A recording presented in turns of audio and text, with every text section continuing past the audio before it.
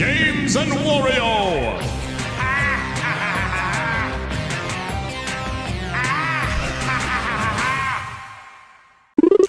Hey guys, Marlon here from Games and Wario's channel, and today I'm here with another episode of Should You Buy?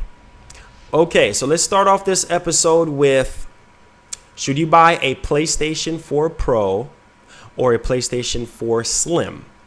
Now, we remember Sony's investor meeting, their meeting briefing that was held on the 7th alongside with the Apple keynote. Well, they announced the PlayStation 4 Pro, which was codenamed Neo, and they talked about the Slim, which basically gave me a copyright strike for that. So the Slim is actually true, but both designs of the consoles are really ugly. They're terrible, especially the PlayStation 4 Pro. It looks just like a half of a PlayStation 4 with a PlayStation 4 on top. It looks like a mess. It looks like pancakes piled up together. But anyway, Sony unveiled the PlayStation 4 Pro, and it's going to be selling for $399. It's coming out November 10th. Now let's do things one by one here. Should you buy a PlayStation 4 Pro?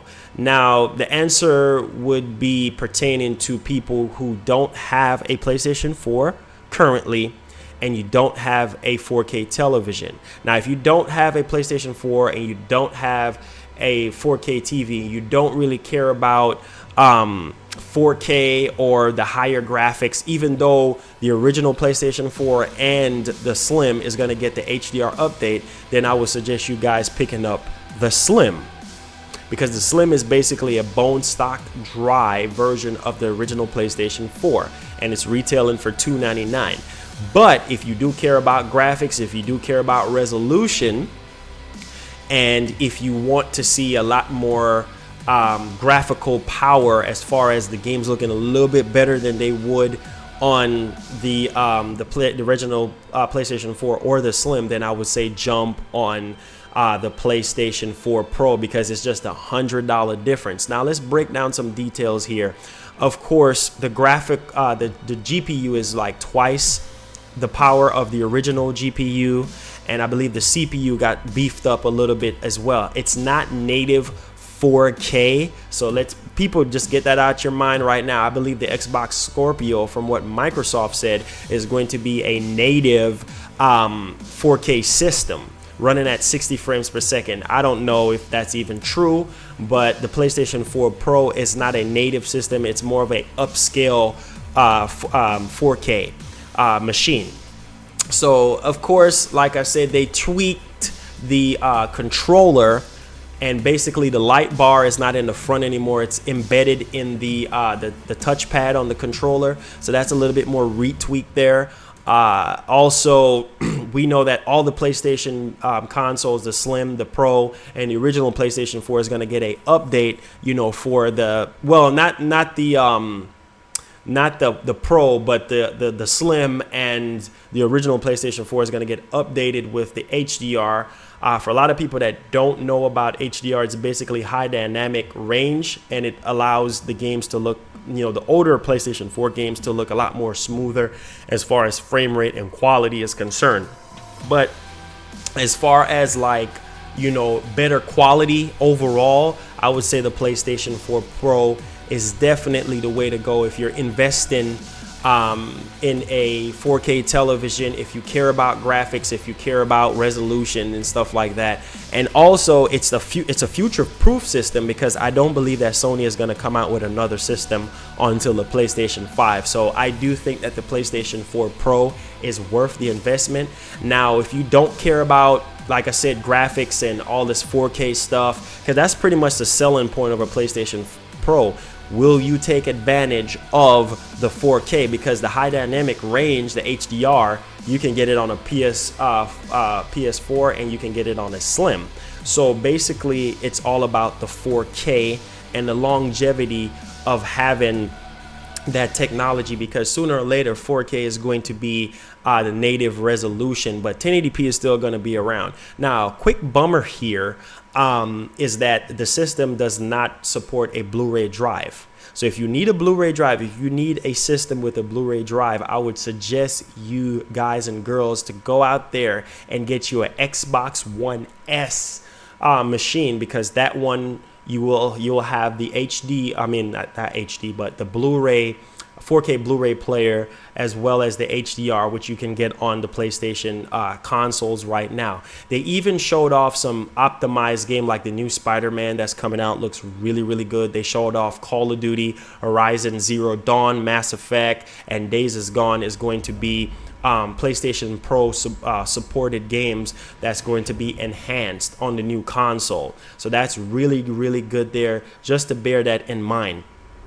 But you'll still be able to run all the games in 1080p resolution, and some of them will run at a much more higher frame rate. So that's basically the whole gist of this PlayStation 4 Pro, is that it's going to run the older games at a much more solid and stable frame rate. And if it's going to be stable, I'm down for that, because a lot of these games, yeah, they run better on the PlayStation 4 than they do on the Xbox One, but the frame rate is not stable. Like some of them will run at 1080p 30 frames per second. Well, the Pro is going to allow you to run it at a 60 frames per second, 1080p 60 frames per second, and it's going to be locked in according to Sony. So games like Horizon Zero Dawn, that's not even out yet, is going to be fully optimized for the PlayStation 4 Pro. So you will definitely see a graphical difference there.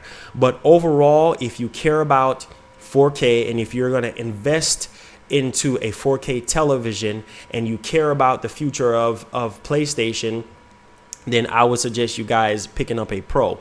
Now, if you don't care about 4K, and if you don't need all of that extra stuff that the Pro has to offer, jump on with the $299 version of the PlayStation 4, which is basically the Slim, and it's the same guts and everything like that. Now, if you already have a PlayStation 4 and you are itching to get, having the games look a little bit better, like the regular PlayStation 4 games look a little bit better, and you're gonna invest into a 4K television in the long run, I would say to jump on to it. But for people who don't have a PlayStation 4 and don't care about 4K, then get you a regular PlayStation 4 Slim for $299.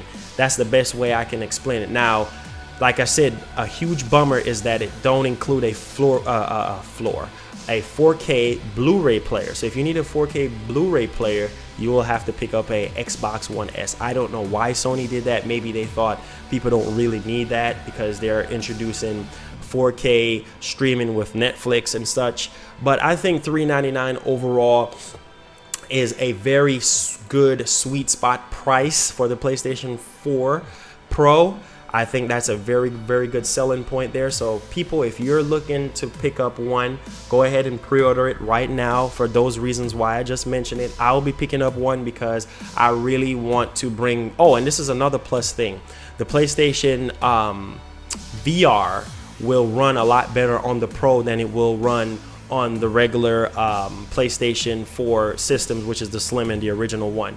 So, the PlayStation VR is optimized. Well, the Pro is optimized to run the PlayStation VR a lot better. So I'm not trying to make this into a long video, but again, guys, if everything I just mentioned, I'm not gonna go over it. Y'all watch the whole entire video. Hope y'all watch the whole entire video, and I hope it helped you to make a choice. But I will be picking it up just so that I can bring, a lot better content to the channel for y'all with the VR, and just to have side-by-side comparisons between the original PlayStation 4 and the PlayStation 4 Pro. Thank y'all so much for the love and for the support. If you enjoyed this, should you buy, I want you guys to hit 50 likes for the next episode. Leave your thoughts down below on what you guys are going to decide to do. Share this around so we can get people talking about it. Subscribe for more content for people that are new, and peace. Love you guys. I am out. It's me, Wario. Click my nose to subscribe. What are you waiting for? Come on. Come on.